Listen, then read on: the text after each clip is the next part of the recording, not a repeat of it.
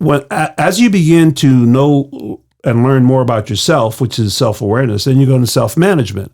And the self-management element has to do with identifying, for example, trigger points or things that set you off. And a trigger point is neither good nor bad. It's just a trigger point. It could set you off in ecstasy and have a whole lot of fun. Sure.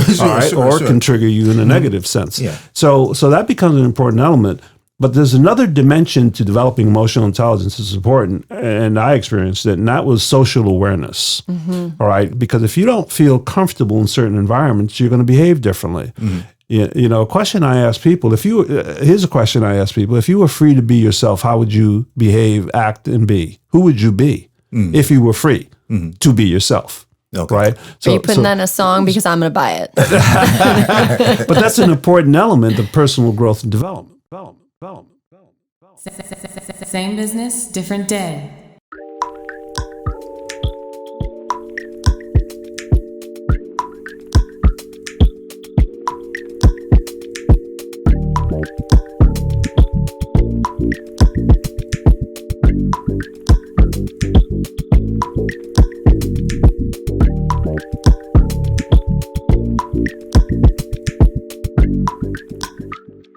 Good afternoon and welcome back to the Same Business, Different Day podcast, another episode. I'm your host, Zeke Corley, here at the Film Hub in Vista, California, and I'm thrilled to be joined by my guest co-host today, former reporter and now marketing and communications manager at Tri-City Medical Center, Cassie Clapp. Hello, how are you? I'm so happy that you're here. This is going to be so much fun. I'm so excited. We got an awesome friend in the building, too. We do. And can I tell you when I met him? Oh, please. Okay, I'm very interested in this. Yeah, when I met Miguel, it was I like the chuckle. I'm like, where were we? What was going on? There's going to be a lot of chuckles in this episode. So we were kind of coming out of the pandemic, right? Okay. We're starting to join, be around each other a little bit more. And we're all awkward because we don't remember how to interact with people yet. Should we be bumping elbows or like, how do we do this? And so we were at Stone Brewing and in Escondido, right? Beautiful venue. It was like one of the first, events back and everything. And for some reason, him and Pops, that's what we call him on this show. Yes. Pops, they're over there. Of course it is. It's Pops. Yeah. They're debating about who's older. Oh. So I come into this and everything, and I'm giving away raffles and all of this stuff. It was just a great event back, and that was the first time I got to meet somebody who eventually becomes a mentor to me. I want everybody in the Same Business, Different Day podcast audience to welcome Miguel de Jesus. Woo! Wow, I'm excited to be here. Yeah, man. Oh, yeah, you raised the bar just now. I know you can step up to it. Okay, so I was telling you earlier, and what's really important about the show is that the key to the show is kind of to walk this journey with you, right? This isn't necessarily a slow walk through your whole life, but those pivotal decisions that you made can help other people find themselves within these situations, right? Where they are right now. And you telling us about those decisions, whether they were good or bad, that can help our audience. So that's what this show is all about. Excellent. Right? Excellent. Yeah. I'm looking forward to it. Let's do it. Okay, so watch this smile, right? You said we got smiles, and where are you from? Hey, he loves talking about where he's from. I'm from the only borough that counts in New York City. Tell him. Manhattan, New York, on the Lower East Side. Lower East Side. Yeah. A whole bunch of red buildings on the East River. And those red buildings house a lot of people that are just below the poverty line. Okay. And so that's where I grew up. You got that pride, though. You got that pride from where you from. I know. Yeah, because, it's not all about the money. It's about the values, the purpose, the principles, yes, and everything else that you learn in terms of growth and survival. Yeah. Speaking of survival, I feel like it's always like a family over there in those kinds of neighborhoods, where people are always looking out for each other, That is very true. And that's what we did. And that's what they continue to do, I'm sure, to this day. It's everyone is in similar circumstances. So the key really is to be of service. Now, that we don't use that term in the neighborhood or the hood, and so but we are of service. We look out for each other, and it could be a tough environment, and you work through it. That's right. Amazing. And you come out great, hopefully, on the other side. Hopefully. Amazing. I mean, and those that do, I mean, that's a success story in itself. Yes, right? Yeah. yes. So here's what I learned at an early age. Please. I learned about being rich in a number of ways, both in family, principles, guidance, and also the financial challenges that people face. So we never went hungry. Mm-hmm. So I know what being below the poverty line and subsistence level is all about. Mm-hmm. So you make do with what you get and what you got. Right. But in our country, you should never go hungry. There's a lot of services, a lot of tools, a lot of access to help when you need it. Access, though, that's a question. Well, the key is access, and you got to know, you got to go for it. You got to, it ain't going to come to you. You got to go get it. Yeah. And so from that standpoint, at an early age, I forged the goal of quote unquote not being in poverty. That was probably my goal. I mean, we didn't have anybody. I'm the first to graduate from, first of all, high school. My mom and dad had third and fourth grade education. And so, and they spoke broken English, which was okay for me. But it made it difficult to communicate to other folks. What was that primary language? Spanish. Awesome. You know, my people are from the Caribbean, the island of Puerto Rico. Nice. And so my dad served in WW2 in Japan, and then they went to New York and stayed in New York. That's how we got to New York. Wow. But the experience is forged in me a certain level of tenacity and grit that people in tough situations sometimes need in order to survive.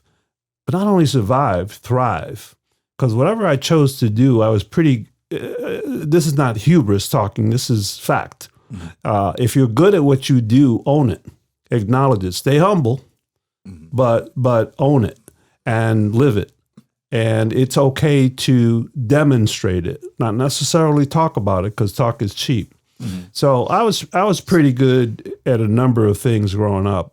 Did you have like a light bulb moment when you were like, okay, this is what I'm going to do. This is going to get me out. This is going to launch me on my path? Well, I never thought about the end of the journey wasn't the end of the journey, it was the beginning of the journey.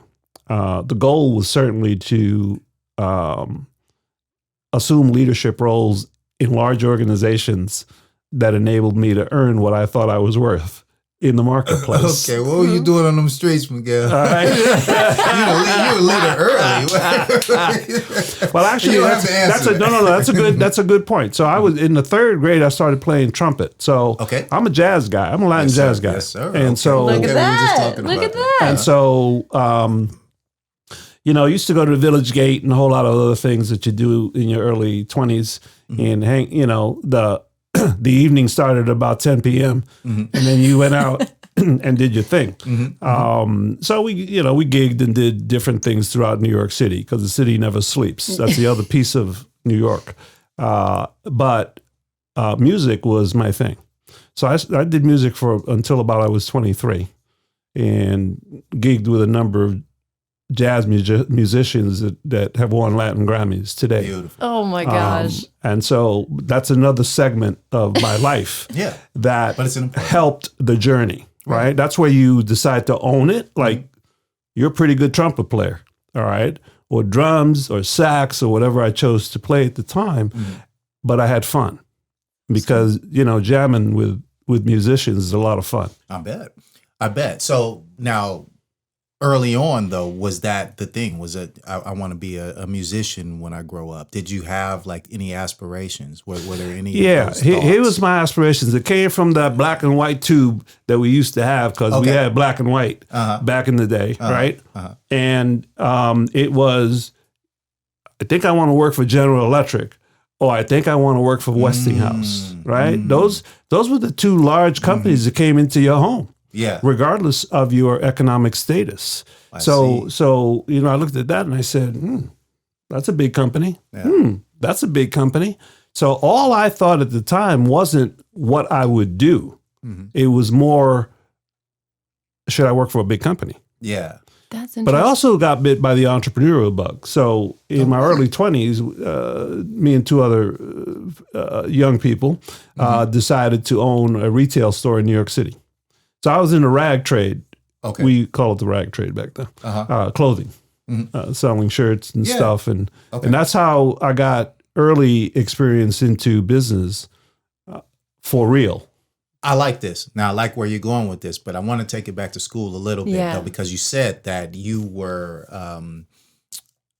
one of the first in the family, or the first, to graduate high school. Is that right? Correct. Okay, so how were you as a student? Did you, and what pushed you into the education? Like, because it's one thing, right, as youth, right? I want to do what my parents do. I want to do what they've done and keep accomplishing, following behind their footsteps and everything. But it's another thing to exceed that. And you obviously have exceeded it, leaps and bounds, at least on that part, on that level. Sure. I'm sure they're super strong and smart people. But so how was school for you? Yeah, school was all right. It was good. But I'll tell you what helped guide me through school. It was all of the social programs that were made available to me, like Police Athletic League would be one of them. Boys Club of New York, back in the day in New York, it wasn't Boys and Girls, it was a Boys Club.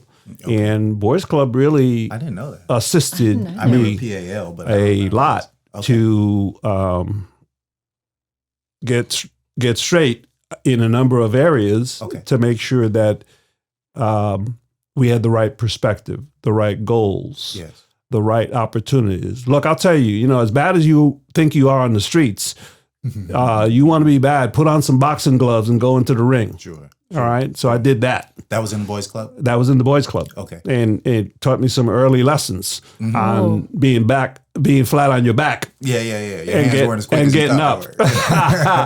But I'll tell you, great experience. So it's all of those kinds of experiences that help you solidify your thinking. But more importantly, find mentors and coaches along the way. Yeah. Wow. That's what, I was going to ask you about that. Like, did you have any influences early on, mentors and stuff? Yeah, I did. Okay. And they helped me with my thinking. Okay. So, you talked about school. One of the things that helped me get into school at the time on a Pell Grant, PELL, was the Boys Club of New York. So they assisted in filling out the application and getting me into Long Island University, which is a private school back in Brooklyn, New York, and Long Island. And I was able to go to school on that Pell Grant, which you can't do today, but you used to be able to do it back then. Wow. So the Pell Grant, the assistance, support, the guidance, feedback, a whole bunch of things that were helpful, plus the fact that I picked up. So I was okay as a basketball player and was able to get picked up by Long Island University as a walk-on when I played. So when I learned basketball, blacktop, like you do in most projects. Yeah. And so that is another pivot point that has contributed to who I am today. And that is the ability to compete at different levels and get, picked up by a college that without scholarship, because I was a walk-on, but it turned out to be a great experience for me in terms of continuing to build discipline, focus, and execute at a very high level. Okay. Now, here's the thing, right? I love what you're saying, but I feel like you've got a way to wrap up all the lessons that you learned early on into this like perfect little like, it's already a gift. It's already packaged up. You learned everything and you just kept taking it to the next step. Were you ever like during those early times like, what am I doing? Why am I doing this? Where am I going? I had a clearness of focus and purpose. Where'd that come from? That came probably from my mom. Okay. because she was very instrumental at being very supportive.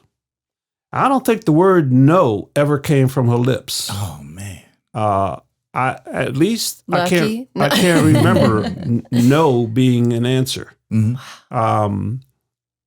The answer was usually not now, or maybe we can save for it. All right, but it was never no. Yes. So the notion, and I like to wrap it in this term, and which I share with the students, which is you can be, do, and have anything you want on this planet, as long as you put forth the effort, the energy, have grit, determination, are capable of getting back up, because you will be challenged and you will get knocked down. Love it. And then surround yourself with people smarter than you are. Yes, sir. All right. And always be a learner. Be a student. One of the things I find amazing with 20-something-year-olds is they got all the answers. The problem is they don't have all the questions. And so our responsibility is to impart some wisdom, some experience to them by teaching them some of those critical skills. And one of them is, are you asking the right questions? Yeah. And if you're not, what's a better question? What would get you from where you are to where you want to get to? Quicker, faster, better than if you tried to do it by yourself. And that's another notion that some people believe. So I was pretty athletic, but you don't get to the next level by yourself. That's right. You learn that in team sports. And you also learn in individual activities like being a musician or playing an instrument that you're still a part of a team. Right. An orchestra or a band or a quartet. Nobody does it by themselves. That's right. So this notion that, you are everything that you think you are all by yourself is really a fallacy. It's a fiction. That's right. And once you check your ego at the door and you say, I am coachable, I am teachable, then, it's amazing how the right person shows up in your life to help guide you. And I'll share one of those people that showed up in my life. Please. I was just going to ask. And one of those people was a young man, and still is, lives in Houston today. Cyprian Wright, Cy Wright. He doesn't even know I'm talking about him. But Cy, who came to the U.S. from Jamaica, was a senior at my college when I was a freshman. And he paid attention to me. He noticed me, probably because I used to walk around in fatigues and a bunch of other things back then. And so your dad would appreciate that, Zeke. So he was very instrumental in giving guidance early in my career in corporate, because I felt awkward. Okay. I felt different because I was. And I didn't have the same background as the people that I was networking with. So in the business world, there are certain things, certain protocols that people know about. And so, he would ask me one time, why don't you go to more corporate events? And I said, because I don't. And I had I'm usually not at a loss of word, but I was at a loss of words at that moment and said, I don't know. And he said, yeah, you know. And I said, okay, I do. I said, I have nothing in common with the people that are going to be there. Right? I don't golf. I don't do the things that they do. And so I felt very uncomfortable in being in that kind of environment. So he just looked at me with his Jamaican speech and said, get over it. Okay. And I said, what? And he said, well, get over it. It's okay. But you see, what I learned at that moment is I needed somebody to give me that feedback. Yes. That's why you need a coach Yes. that says, you know what? It's okay to be who you are and to be, quote unquote, less than perfect. That's right. And that's the value of having instruction, of getting wisdom. The Same Business, Different Day podcast is brought to you by YourInsurancePlace.com. YourInsurancePlace.com is a conglomeration of two agencies, Network One Insurance and Bill Corley Insurance Agency. Their property and casualty agents and brokers specialize in commercial insurance of all types, general liability, workers' compensation, professional liability, auto, agribusiness, and much more. They also have great insurance carriers for your homes and autos. How do I know they are that good? Because I'm one of the agents. We believe in ourselves, and you will too.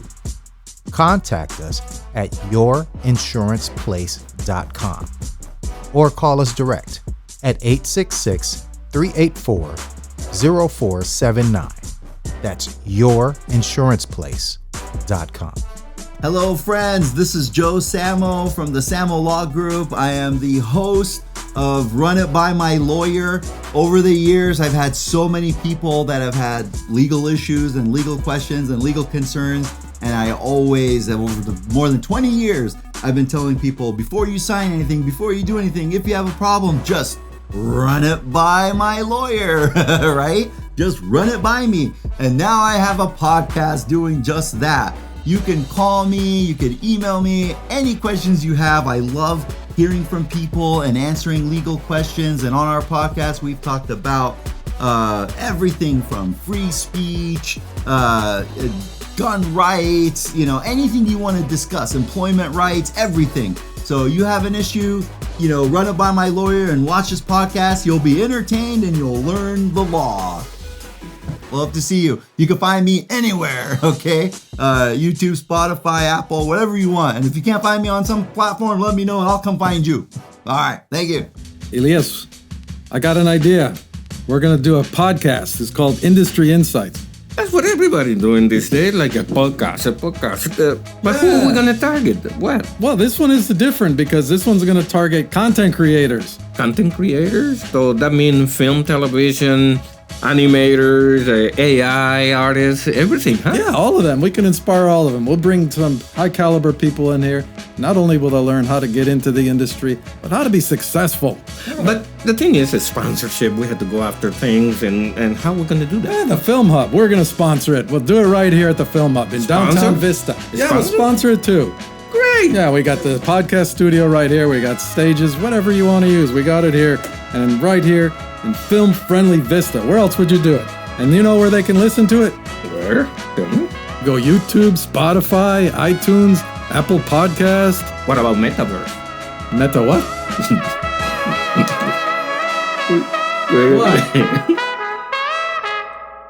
It's good to know that you need it, and I like that lesson that he's teaching. Right? Yeah, he figured it out, but he also told a story that helps other people realize when you might need it. You Exactly. We all need somebody.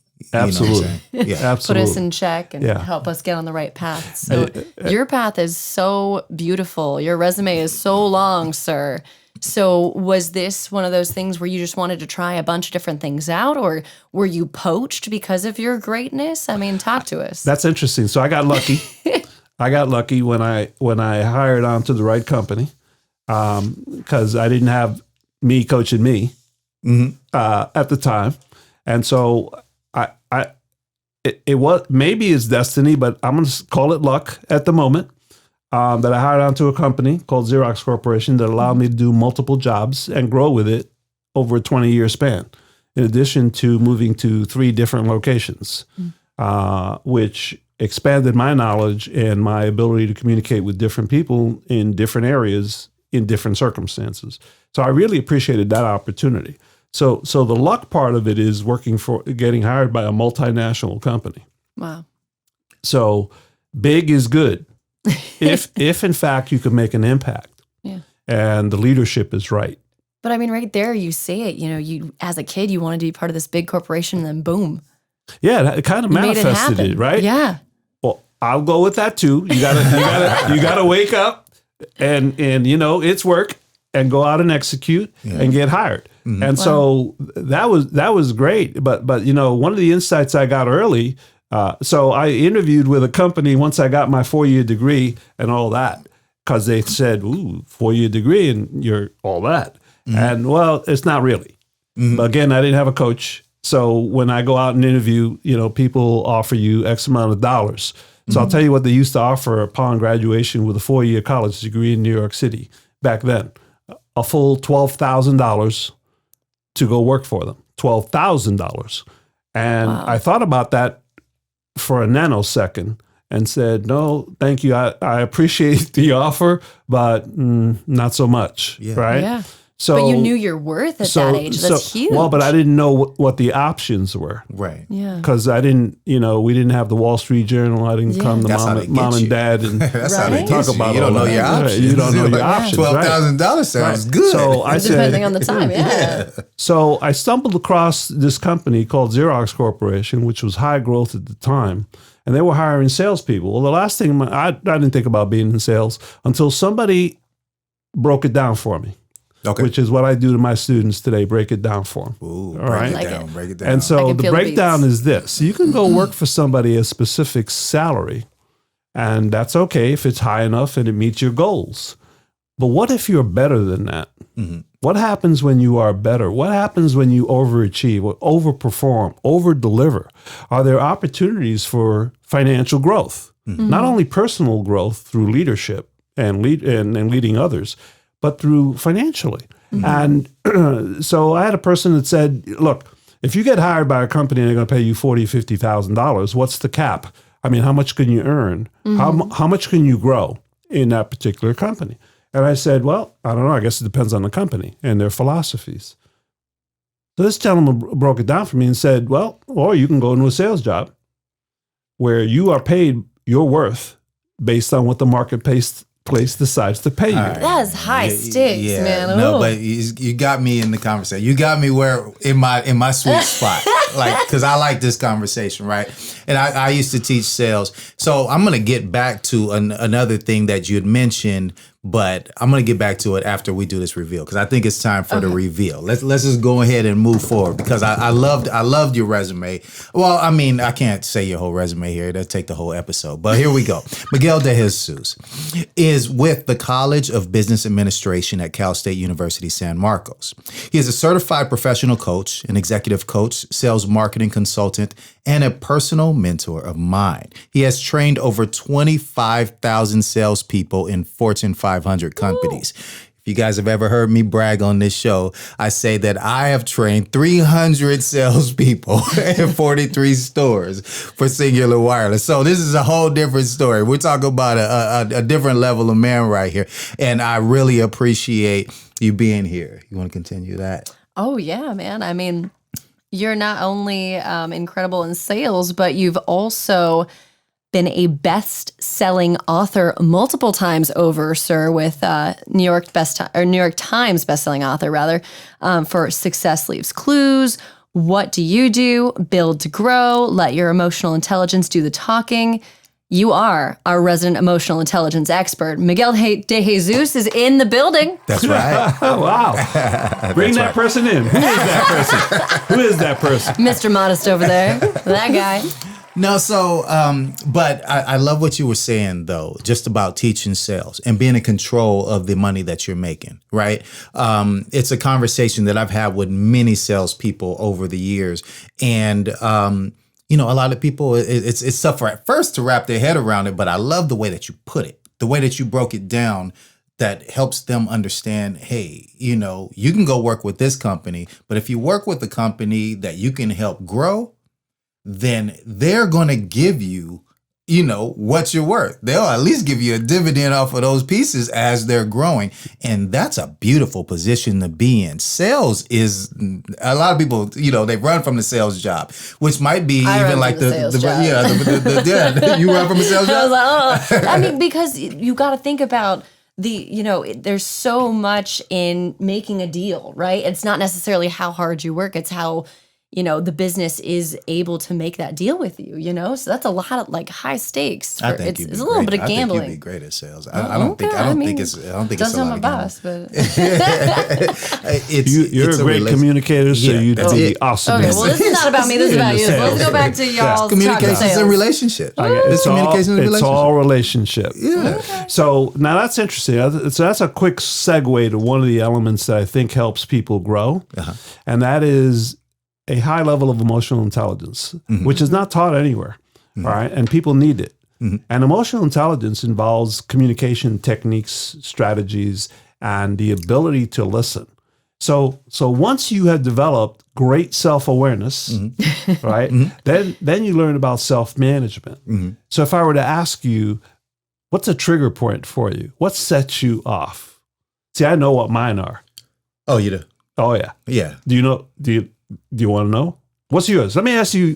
Zeke, what's your trigger point? What Getting sets you deep off? here. I like this. Well, you know, here's the thing that I was most concerned about bringing Miguel into the studio is that he would try to be the host. No, because every time I've ever sat in a meeting with Miguel, he starts asking everybody else questions. It's just like It's very smart deflection. This is my question. This is my forum, Miguel. It's your program. It's your program. I yield. What sets you off, sir? Well, here's one of the things that sets me off, which I've learned to manage. I totally dislike when people use position power to people. And position power looks like I'm the boss, you're not, and I want you to do X this way. That is poor technique. Yes, sir. All right. Yes, sir. And in my world and upbringing, that will yield an unfavorable response from me. Sure. And so why would I ever be in the presence of allowing that to happen for anybody else? Yeah. Now, it all depends on how you choose to do it. You can be abrupt, you can be rude, you can be crude, or you can privately pull somebody aside at some point after that episode and give some feedback about how it made you feel. So here's a piece of emotional intelligence. It's not about the circumstance, it's about how it made me feel. Yeah. So you're not being accusatory. And that's a technique to communicate those kinds of circumstances, because we're all going to face them. Young people face it all the time. They just don't know how to handle it. Yeah. Right? And so the technique is really very simple to use. Once you acknowledge that you have vulnerabilities, that you can develop some skills, that you have some gaps. And so how do you communicate it? How do you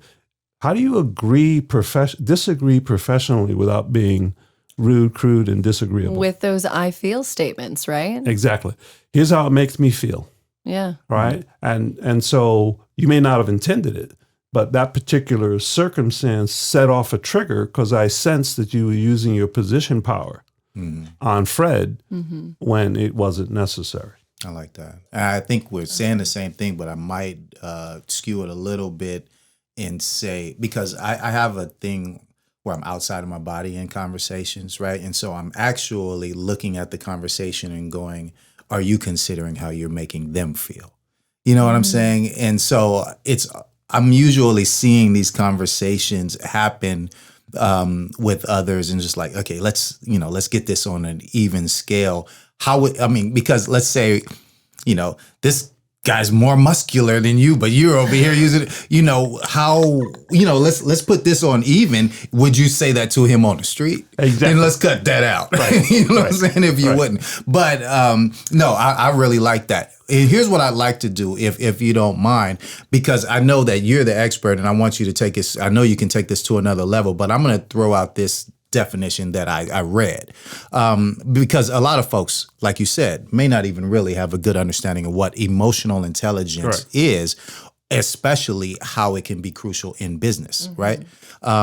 So what I looked up and what came to me was, emotional intelligence is the ability to understand, use, and manage your emotions in positive ways to relieve stress, communicate effectively, empathize with others, overcome challenges, and diffuse conflict. I like that. That's sound. It makes a lot of sense. Okay. And as a definition, it's perfect. Okay. It's how do you do that?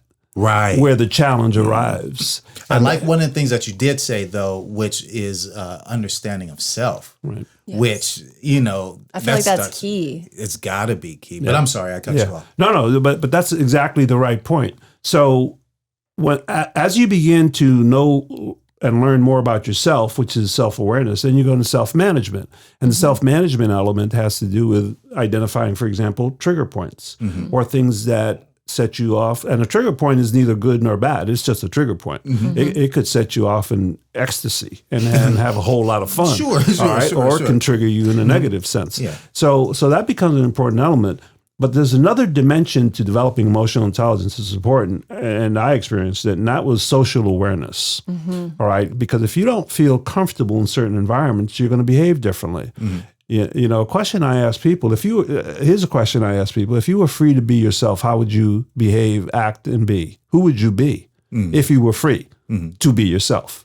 Okay. Right? Are you putting that in a song? Because I'm going to buy it. But that's an important element of personal growth and development. Yeah. So social awareness becomes important, and there are certain exercises to help you through that I help people with. But the most important one in today's world is relationship management. And too many people don't understand it and don't experience it. Or if they do experience it, they don't know how to improve upon it. And it goes back to a question you made earlier, or a statement you made earlier about sales. So sales is not about pushing yourself, your ideas, or anything else on anybody else. Right. They've got to welcome the idea, because nobody buys from a barrel of a gun. It doesn't work that way. All right. The way it works is they want to do business with you first, your company second, and then solve the problem that they think your service is going to solve. And once you get to that point, it is no longer a transaction, it's a relationship event. That's right. And too many people think it's about selling this little token. All right. It's not about selling this token. It's about, what does this token represent to you? What does it mean to you? How does it make you feel? And does it solve your problem? That's right. Either now or in the future? Yeah. Once you get there, notice price didn't even come into the conversation, because it's not about price. If you're talking about price, get out. You're in the wrong business, wrong product. It's not about price. It's about value. Yeah. Huh. And so once you understand those 4 quadrants and those 4 dimensions, you can have a communication with anybody. See, too many people think that sales and moving forward and developing relationships has to do with forcing your opinion on somebody. So I love that you picked up the medallion, that we're going to call it, because I wanted to call it a token, but I do like that you called it the medallion. That's from your current workplace, CSUSM. Yes. And you've got some exciting things going on, especially with the senior experience. I mean, that's a huge growth opportunity for those kids. Yeah, we have and thank you for bringing that up, that we have some great opportunities for students. I mean, they're required to take it as an undergraduate. So depending on which school you go to, in order to graduate, you have to do a paper. You have to do a capstone course, as it's called in most locations. Our capstone course is called Senior Experience, and usually teams of 5, 750 hours of coursework, and people get their problems resolved. So a key question is, and you both know, being adults and being business people, is most people are not going to be honest with you, right? And what I mean by honest is, in the street, we might call it straight up. But they don't. They lie to you. They'll tell you everything is great. Well, we don't have any problems, right? Why? Why? Because they don't trust you. They don't know who you are. They're accustomed to a transaction environment, and that's not you. Look, if this doesn't work for you, let me share with you a few things that we do, share with you a few examples of people that we've served, and now you're off to the races. Yeah. So that's what we do. And I'll tell you, I am so excited, so in my sphere of influence in what I do, and that is to help people to solve problems. While we're doing that, we're also teaching young people how to communicate better, how to make a difference, how to make an impact. And I particularly like serving nonprofits, because the nonprofit community is really sometimes confused. They don't understand that you're a business, but they don't talk the language of business. And that gets in the way sometimes of them achieving their goals. So we help them with languaging, we help them with services, we help them with ideas, we build business plans, economic impact studies, and marketing plans to help these companies grow. That's part of my responsibility. And usually in any semester, we've got anywhere between 300 and 400 students working on these projects over the course of 13 weeks. And it's an awesome experience. It is an awesome for experience. Them. I've had it myself. Yeah. Can we talk networking a little bit? Yeah, of course. You know a little bit. That's how I met you. So what do you do? I love that title. Just in general. It's funny too, because when we have conversations, sometimes I do networking workshops over with the San Marcos Chamber of Commerce. And we say, shy away from that question, right? Don't lead with that question or whatever, try to develop a relationship or whatever it is. At the end of the day, I mean, it's relationships, it's charisma, it's conversation. If it works, it works. If it doesn't, it doesn't. But I think that there are some important pieces to certainly shy away from when it comes to networking. And one of the thoughts that I have when it comes to that, and a conversation that I'm looking to have as we advance this networking workshop, is how to be, quote unquote, humble while meeting someone, right? Because you got a resume as long as San Marcos Boulevard. We know that, right?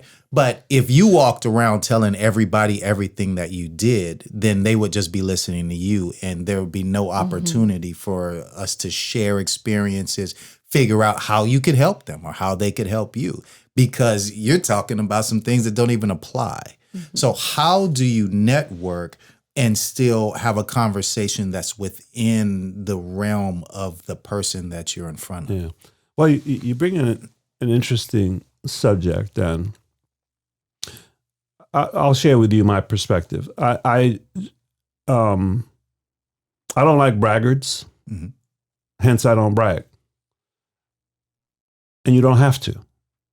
When your resume supports your capabilities, all you have to do is direct somebody to an electronic website and say, check it out. In my case, it could be my LinkedIn profile. It could be CSUSM's website. It kind of doesn't matter. But that's not why people engage with you. They engage with you because they believe you. You've created in a very short period of time a level of trust, a level of confidence that allows them to open up and express what pains them. Now, they may not use the right words. And when I say the right words, if I'm talking about business, they're not going to use the words that I'm familiar in using, but that's my responsibility. I have to learn how to translate it in a way that they get it, that they understand it, without being professorial, without being a know-it-all. And I'll tell you, that's work. You got to work at it, all right? And you got to use the languaging of the people that you're speaking with. So you gotta reach to meet them where they're at, which is a coaching term that we use with our students. Meet the student where they're at, not where they should be, but where they're at. It doesn't matter. I do the same thing with active duty transitioning military. We meet them where they are, because I've coached SEALs, Raiders, in Delta Force, all the special operations folks that we do on a volunteer basis, myself and 200 other people throughout the nation. So how do you do that? You start from humility. You start by asking questions. I'm very Socratic, as you know. And the questions sometimes can be penetrating, or they can be difficult. So you have to learn the technique of also letting people feel comfortable with their discomfort. Not bad, but learning how to feel okay with not knowing the answer to the question because they've never had it posed to them before. So once you open that as a discussion point, as a trust point, all barriers are down. You know, all those shields are down. That's right. And people will open up and they'll talk to you. And sometimes you hit some tender spots, some spots that unless you've got professional training, you don't need to be there. Okay? I mean, somebody needs to be referred to a professional in certain areas. But I'll tell you something. Everybody needs a hand up, not a hand out. And if, in fact, you can help them with their thinking, you win. I win. That's a victory for me. Yes. It's not a financial transaction for me. It's knowing another human, meeting them where they're at, and helping them and guiding them through transition. Said like a true leader. And it's so funny because the first time I met you, first thing I noticed is your leadership. And I don't know if you remember our conversation because this is a minute ago. That wonderful 10 Commandments framed on your desk. Look at you. Look at you. I got you. So talk to us. I mean, your leadership is so obvious. I mean, on and off your resume, in person, you just feel it, you see it. what are your 10 commandments? How do you put leadership into the folks that you work with, the students that you work with? All right. So that chart that you saw was given to me almost 30 years ago. Wow. So I'm kind of dating myself by one of my teams back then. So if anybody in my organization who we work together would know that the first objective is do the job you were hired to do. Hit your objectives. All right. And that's part of the sales conversation. That's right. And was it okay to miss? Not really. But if you missed, but you gave me your full effort, did you give me everything you have? Did you leave it on the field? That's a different conversation. That's right. If you're just lazy, that's a different conversation. But from the standpoint of growth, that's one of my commandments. Do the job that you were hired to do. My 10th commandment on that sheet that was given to me, so that was created by my team of 9 people. And they must have been paying attention because they captured things that I've said repeatedly, all right? Because that's another element of space repetition. How do you get transformation? You got to have space repetition. People got to hear it and hear it and hear it. Not nagging, but reinforcement, right? So my 10th is have fun. All right. And I said, because if you can't have fun, especially with what you do, and you're leaving it all on the field, then you're in the wrong business. You really need to reconsider what you're doing. I love it. And more importantly, why you're doing it. Because if your why is bigger than the pain you're going through right now, you will stay with it. You will overcome whatever obstacle you've got in front of you. So good observation on that little plaque in my office. Yeah, and I'm sorry, I completely misnomered it in the beginning. Instead of saying the 10 commandments that were on the desk, your 10 commandments that were on your desk. No, I thank you for that. And I have a lot of moments where I sometimes have to reflect and say, am I making a difference? Am I making an impact? And so every day you've got to go, I believe you've got to check in with yourself and say, what's my mission? What's my purpose? And am I on track with that? And I'll tell you, every day I wake up and do what I love doing, which is helping people. See, what I did was find a vehicle to do it. Yeah. Called the university. and now I'm trying to make more things happen faster, quicker, better. All right. And I'm not an administrator, which is different than a leader, in my opinion. And universities are full of administrators. We need more leadership. Okay, so that kind of leads me into a conversation that I'm interested in having, which is, okay, as we built this show, the Same Business, Different Day podcast, it's all about speaking to an audience, telling them that it's okay to take the leap, right? Go be an entrepreneur if that's what you want to do, especially during the pandemic, which is kind of when this show was born. There were a lot of folks filing for business licenses. I know you know.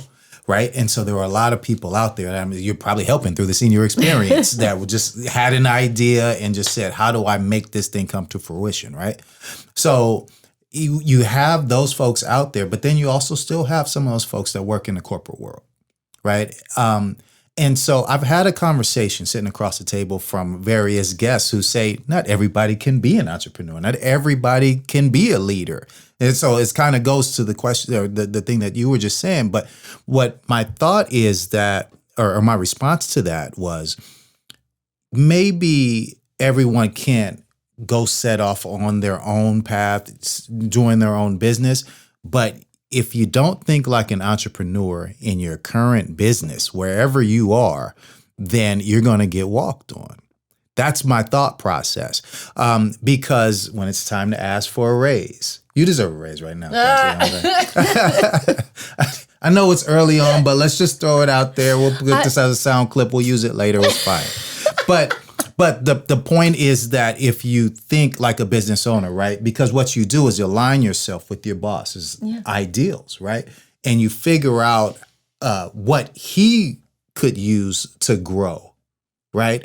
And when he sees that, then that helps him grow. You got to grow too, right? now you are an entrepreneur, even in the corporate world. So my question to you, I'm sorry, it's a long-winded question. My question to you is how you look at working in the corporate world versus entrepreneurship, because you've done both. I know you wasn't expecting this type of commercial of another podcast coming in, but whoever you were listening to, they're irrelevant at the moment. What I'm saying right now is we have a brand new podcast that you should stop listening to whoever you're listening to in this moment and listen to us at Odd Pairing. It is about adult beverages and Wait, I'm Paige. supposed to tell you about that. And Paige is going to tell you a little bit more. So it's adult beverages, food, community, culture, and basically anything else we find interesting through the drinking. Yeah. And as you can see, we've been drinking a lot today because we already did episodes. So at any time, you guys can find us when you finish with this podcast, whoever you're listening to. You can find us at YouTube. You can find us on Spotify and iTunes and anywhere else you get your Instagram podcast stuff. And you can also find us on Instagram, where you will find hilarious memes and some snippets from our show at Odd Pairing Pod. Cheers. Cheers. Hi, I'm Jeff Fox, founder of Star Fox Media. We're a digital marketing and video production company that focuses on serving small businesses here in Vista, California. We have the team and all of the equipment necessary to produce, film, edit, and distribute your podcast to as many people as possible. For more information, you can reach out to us via email at info@starfox.media or give us a call at 760-385-3117. Let Star Fox Media help you tell your brand story today. Hi, I'm Rachel Belt, President and CEO of the Vista Chamber of Commerce. Over the last 20 years, I've had the privilege of living and working in Vista, and I've met some amazing people with amazing stories. And I'm thrilled to bring them to you as part of Velocity, the Vista Chamber podcast, where I interview the movers, shakers, and change makers impacting the Vista community and beyond. I hope you'll join me as we journey together to hear the stories of the people doing amazing things for our town. Velocity, the Vista Chamber podcast. Find us anywhere you get your podcasts. Yeah, that's such a significant question. So I've been an entrepreneur before I joined big corporate world, and I got over a 40-year period an opportunity to play in somebody else's playpen as an entrepreneur. Okay. So those people that think you cannot survive and thrive in large corporations being an entrepreneur have never done it. That's right. I've done it. Yes, sir. So nobody can tell me you can't be an entrepreneur inside of a big company. Okay. You can, Yes, if sir. you've hired onto the right company, either on purpose or by accident. It doesn't matter. Now, there are rules. Don't get me wrong. That's what people are reacting to. Wow, too many rules, too many this. Well, you know what? Get over yourself. You know, you have to learn, how do you thrive in that type of environment? Is there room to play? You know, I've worked for 2 billionaires, and I learned from one of them that the best way to, here's what one of the billionaires told me. He said, Miguel, don't break my company. Don't mess it up. Okay. No All right? pressure. You can't do X. All right. Okay. And I said, I promise I won't break your company. All right. And even though I won't always necessarily ask for permission before I do something, but I'll come back and ask for forgiveness. All right. As long as I don't do anything illegal, Wasn't immoral, intentional. or unethical, right? To damage the brand. I mean, I'm not going to do that intentionally. But I'll tell you, I've never had more fun. That's what kept me engaged in the corporate environment. My ability to be an entrepreneur, to exhibit leadership, to make decisions, to participate, to disagree privately, because that, you know, you got to be smart. You know, you can't necessarily challenge a CEO in a big room full of people. That's right. That's dumb. And I've seen people do that. Absolutely. And I've approached them afterward and said, now, congratulations. That was dumb. All right. I have no idea what your purpose was, but notice you didn't get any applause. Yeah. What would be the purpose, right? Do those things in private. That's right. You close the door and say, hey, coach, hey, boss, you know, you got a minute? Yeah. And you have your conversation. So I am totally opposite of that belief that you can't be entrepreneurial inside of a large company. You can, but you have to be good at communicating. So here's a phrase that I use that I learned from this billionaire, because he didn't want me to break his company. So I said, I promise I won't break the company, but I'd like to implement this pilot program. The key phrase is implement a pilot program, because you can kill pilot programs. Okay. And I was well prepared to do that. Let me give you a little segue. The biggest sale I've ever made inside of the company, biggest sale, was a $5 million proposal to my CEO that was presented originally by my boss.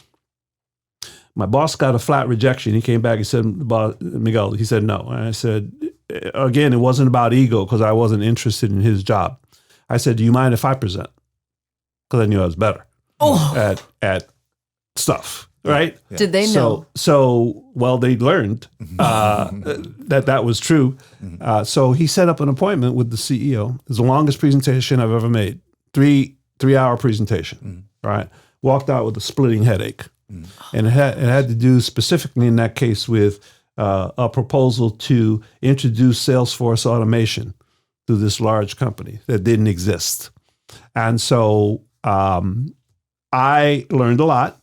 I learned how to use the word pilot a lot, not break your company a lot, answer the questions that were important about the stakeholders in the company to make sure I wasn't talking about it's good for the company. Now, how about all the other stakeholders? And I said, that's a good question. And here was the toughest question that was asked. Unfortunately, I came prepared for that 3-hour meeting. The CEO and founder, and they think differently than professional managers, asked me, Miguel, if I give you $5 million, do you know what the impact on earnings per share in the next quarter is going to be?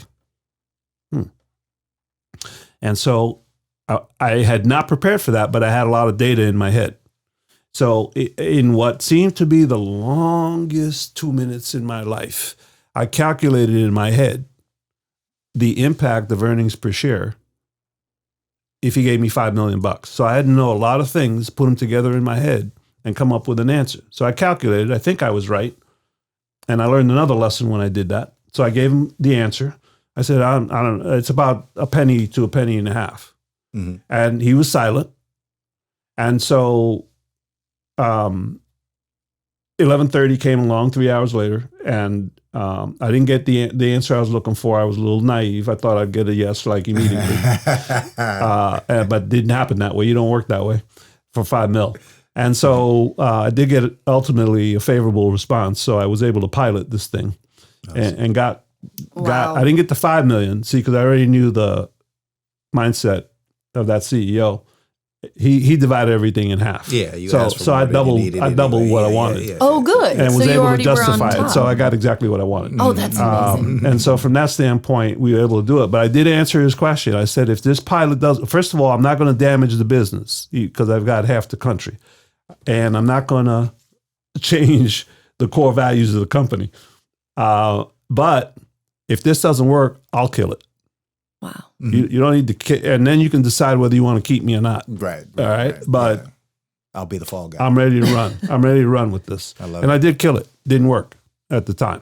So 2 lessons I learned: pilot is a good concept. Second lesson I learned is that he played poker with me because he had no idea whether it was a penny and a half. It was another knockout question. Let me see if I can get this guy to sweat. Wow. And yield on this proposal. I didn't. Wow. All right. So again, that was a major victory for me. $5 million deal. Well, 2.5 at the end, but that's good. Yeah. That sounds pretty good to me. I mean, what do you think? Is that all right, Zeke? Hell yeah.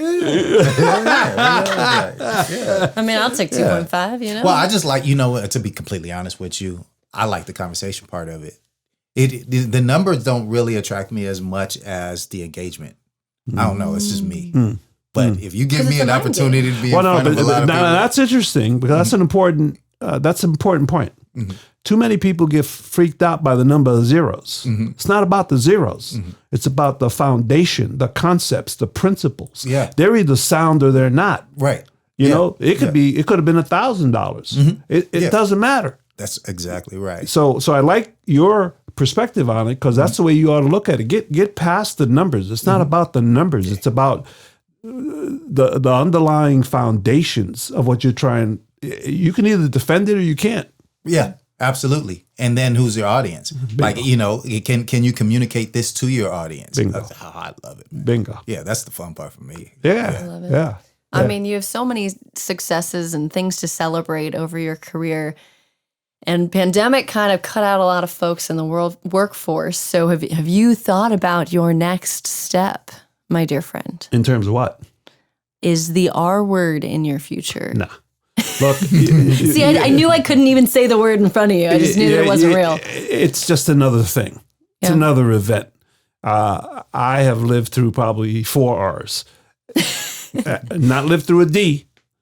Okay, wait. So your 4 R's are retirement. I was like, recycle, reuse. Like, what? Look, I think, and to your audience, this is an important element. When you build a business, you stick with it. You build it, you grow it, you enlarge it if you want to. I've met a lot of business owners, individuals that are very happy making the kind of money they're making. And they usually they'll hear a different message from me, which sounds like this. So you're happy, your family's going to be happy. Nobody in your family is going to take over the business. You know, have you ever thought about growing your business? I know you're satisfied at $500,000 or $1 million. I said, but have you ever thought about growing your business if you could? Because you've got the resources, you got the assets. Well, I don't want to work that hard. And I said, well, okay, I got it. But what if I showed you how you can grow your business 10% from where you are right now, and you made another $100,000, right, at a mill, and you just told me you don't need the money. So let's find your favorite charity, and we will make them happy. Yeah. How's that? Because I mean, it's not about you. Now, I just gave you a scenario that I do have those conversations with people. Yeah. But I've got to get them from their current thinking to a different place. That's right. So it's all about thought process. I've seen you do it. Transformation. Yeah. You got to think differently. But once you get them, you say, yeah, I do manage some assets. And I said, yeah. So just grow it. Find your favorite charity. And if you need help, I'll help you. And donate it. Help somebody out. Yeah. That's beautiful. I love it. I love doing that.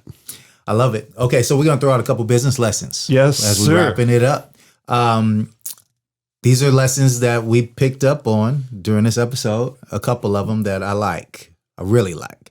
Be coachable and teachable, and people willing to help will show up in your life. I like that one a lot. Be coachable and teachable, and people willing to help. See, why I really like that is because a lot of folks who he's talking about think they're already there. Oh yeah, that's the key, right? Is taking people back a minute, just getting them out of their mind for a second. And I don't mean that in any disrespectful tone or what I'm saying, humbling yourself just a little bit. Yeah. But if you present yourself as coachable, then people can show up and take you to another level, like what Miguel has done in my life. So okay, here's another one. If your why is bigger than the pain that you're going through, then you're on the right path. Yep. I like that one too.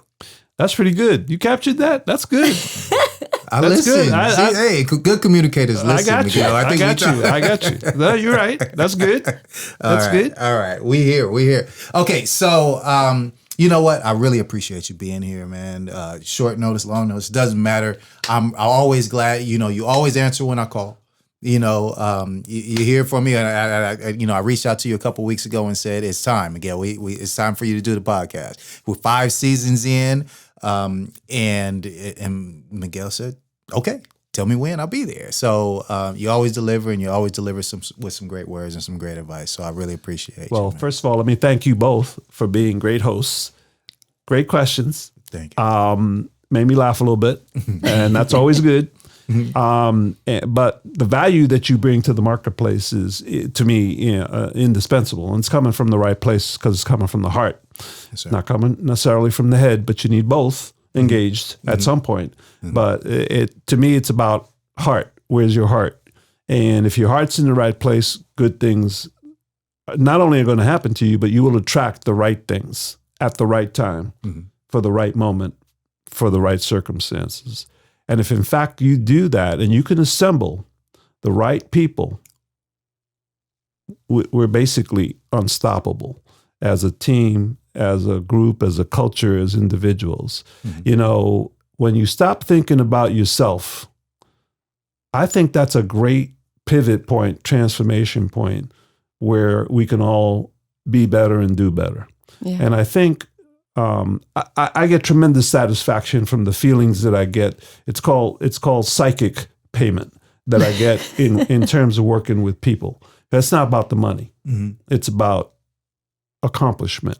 It's about transformation. It's about seeing somebody's light bulb go off. And you know, you see it, all right? And they say, and then I sometimes didn't catch it, all right? And I've got to ask them, what was it that I just said that caused that thing to just happen? All right? Because it just happened. Your face, something changed. All right? And then they'll tell you. See, you have to pace yourself and pay attention to the physiology of people. You know when they got their attention when they're bewildered, sometimes puzzled, right? And so I'll tell you a quick story. We got time? Sure. So a quick story with an EOD, electronic ordnance disposal, person from the SEAL community. He and I had a conversation because we were doing some coaching. And so I asked him, I said, Bill, I said, now understand this is a Navy SEAL who deals with explosives. And you do that right or you do it wrong, you only get one chance to the wrong part. Right. So I said, Bill, are you a happy person? I mean, we're sitting across like we are right now. I said, Bill, are you a happy person? And he gives me this SEAL look. All right. And I said, well, what do you mean? And I said, I mean, do you smile? Are you happy? You know, this is going to be an odd term for you, but do you have moments of excitement where your lips part and I can actually see your pearly white teeth? And he looks at me, he says, yeah. And I says, I don't think so. But we're going to test this out. I said, I want you to go home to your significant other, your spouse, and I want you to ask your spouse whether she thinks you're a happy person.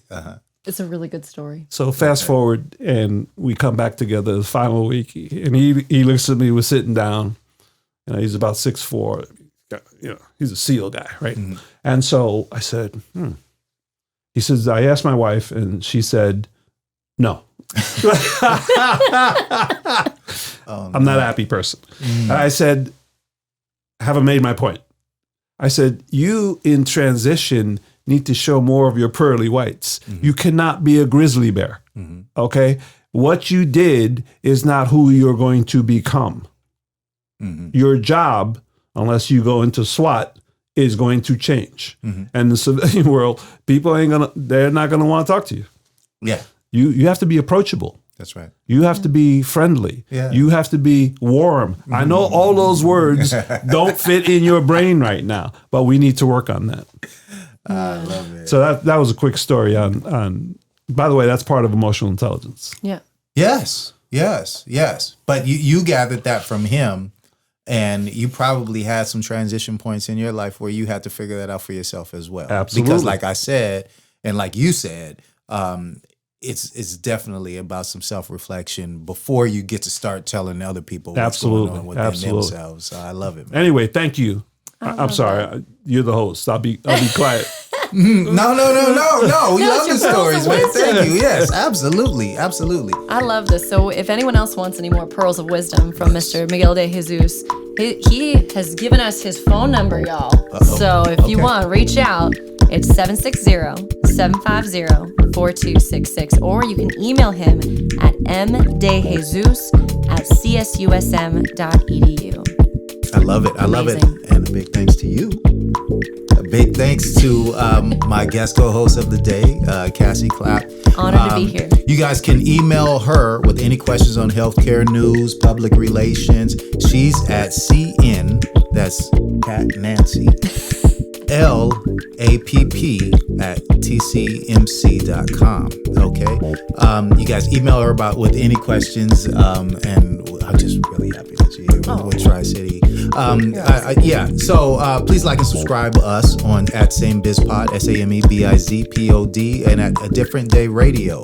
Thank you again to Miguel De Jesus, and thank you to all our listeners and supporters. Thank you all. Thank you. Same Business, Different Day. Thank you for listening to Same Business, Different Day. We truly appreciate your support. Please like, subscribe, and leave a nice comment on all platforms. It really helps our show. The Same Business, Different Day podcast is produced by A Different Day Radio, Star Fox Media, and James Russell.